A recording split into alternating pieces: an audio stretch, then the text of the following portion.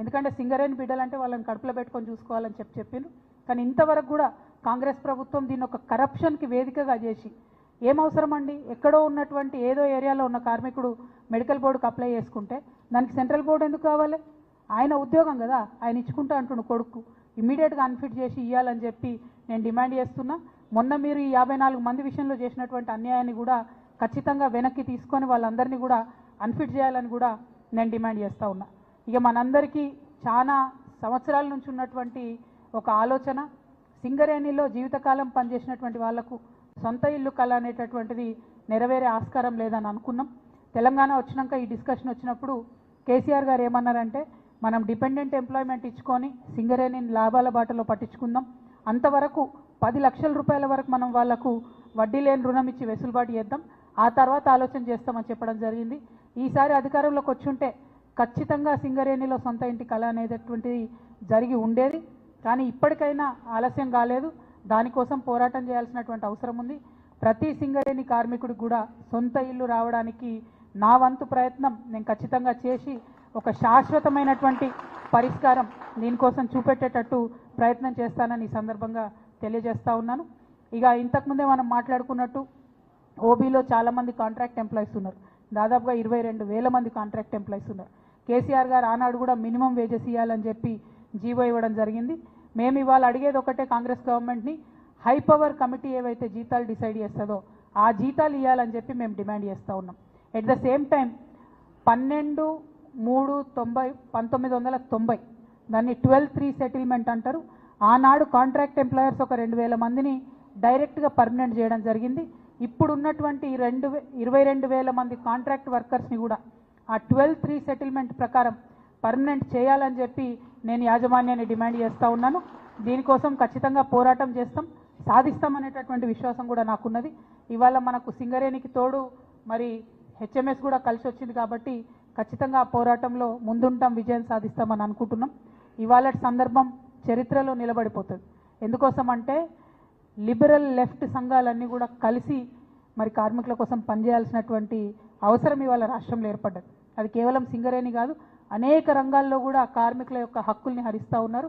దానికోసం liberal left అంతా కూడా దగ్గరికి రావాలి. ఇవాళటి ఈ సింగరేణి జాగృతి హెచ్ఎంఎస్ యొక్క అలయన్స్ ఏదైతే ఉందో, కలయిక ఏదైతే ఉందో, ఇది ఖచ్చితంగా రేపటి నాడు అన్ని లెఫ్ట్ సంఘాలు ఒక తాటి మీదకి రావడానికి ఉపయోగపడతాయని చెప్పి నేను బలంగా నమ్ముతూ ఉన్నాను. మరి సింగరేణిలో అన్ని ఏరియాస్లో కూడా కోఆర్డినేషన్తోని పనిచేయాలని చెప్పి సింగరేణి జాగృతి కార్యకర్తలకు నాయకులకు కూడా చెప్తూ, హెచ్ఎంఎస్ నాయకులకు కార్యకర్తలకు అందరికీ కూడా ఈ సందర్భంగా కృతజ్ఞతలు తెలియజేస్తూ, అల్టిమేట్గా మనందరం కోరుకునేది కూడా సింగరేణి కార్మికులు బాగుండాలి, సింగరేణి సంస్థ బాగుండాలి, లాభాల్లో మనకు మంచి వాటా రావాలి అని చెప్పి కోరుకుంటూ, మరి కార్మిక ఉద్యమంలో అనేక సంవత్సరాలు ఎక్స్పీరియన్స్ ఉన్నటువంటి అన్న రియాజ్ అహ్మద్ గారిని మాట్లాడవలసిందిగా కోరుతాం. జాగృతి వ్యవస్థాపక అధ్యక్షురాలు, తెలంగాణ సింగరేణి గని కార్మిక సంఘం హానరబుల్ ప్రెసిడెంట్, స్వచ్ఛంద సంస్థ పెట్టి తెలంగాణ ప్రజలకు మహిళలకు జాగృతి చేసిన మహిళగా ఎంతోమంది మహిళా నాయకురాళ్ళు ఉన్నారు. ఎవరు కూడా మహిళలను ముందుకు తీసుకువచ్చి మాట్లాడే ప్రయత్నాలు చేయలేదు, ఇంటికే పరిమితం చేసిండ్రు. కానీ తెలంగాణ మూమెంట్లో కవిత గారు ఇంటింటికి తిరిగి మహిళలందరినీ రోడ్డు మీదకి తీసుకొచ్చి తెలంగాణ కోసం బతుకమ్మ సంస్కృతిని, తెలంగాణ సంస్కృతిని బట్టబయలు చేసి ఇవాళ జాగృతి అంటే ప్రపంచవ్యాప్తంగా మహిళల హక్కులేంటిది, మహిళలు ఏం చేయాలి, మహిళలు ఎట్లుండాలి అన్న దాని మీద వాళ్లకు ఫీడ్బ్యాక్ ఇచ్చి ధైర్యం చెప్పి ముందుకు తీసుకొచ్చి తెలంగాణ సాధించిన దాంట్లో ప్రధాన పాత్ర పోషించిన నాయకురాలు కవిత గారు.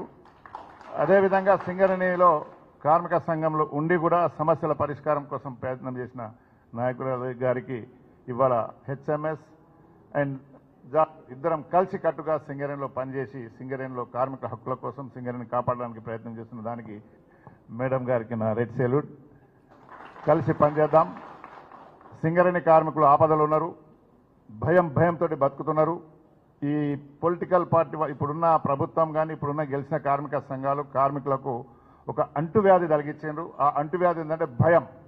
మాట్లాడుతూ ట్రాన్స్ఫర్ అవుతావు, ఎక్కువ మాట్లాడితే జైలుకు పోతావు, ఇంకేమైనా చేస్తే సస్పెండ్ చేస్తాం అనే బెదిరింపులతోటి అంటువ్యాధిలాగా వ్యాపింపజేసి కార్మికులు మాట్లాడకుండా చేసిండ్రు.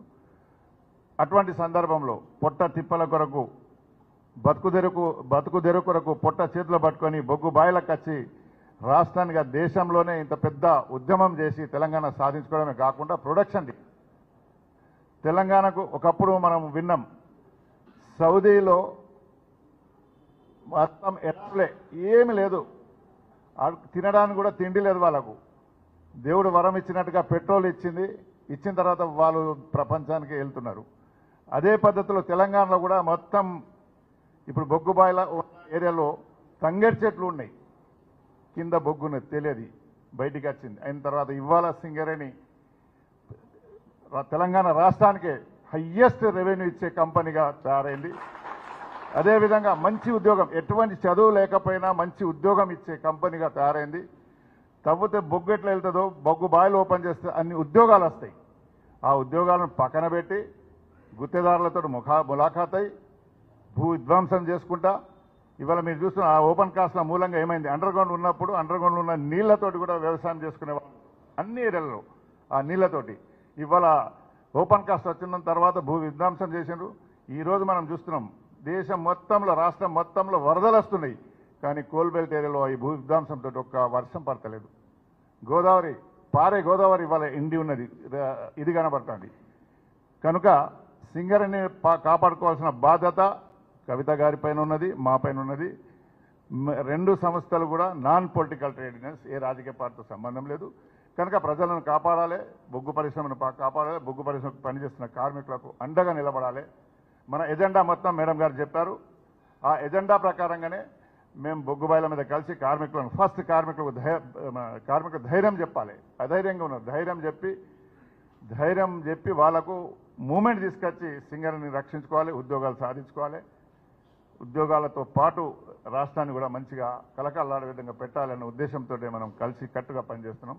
దీంట్లో మేము అండ్లజయన్ గారం వాళ్ళు ఇండ్లజయన్ గారం కాదు, కలిసి కట్టుగా మనం కలిసి పనిచేస్తున్నాం.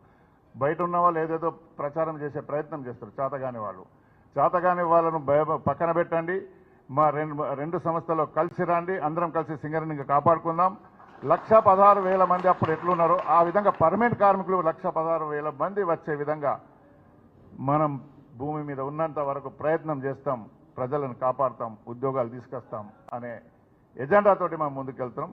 కనుక ఇవాళ మంచి దేశమంతా చూస్తుంది, ట్రేడ్ యూనియన్స్ అందరు చూస్తున్నారు, రాజకీయ పార్టీ వాళ్ళు కూడా చూస్తున్నారు.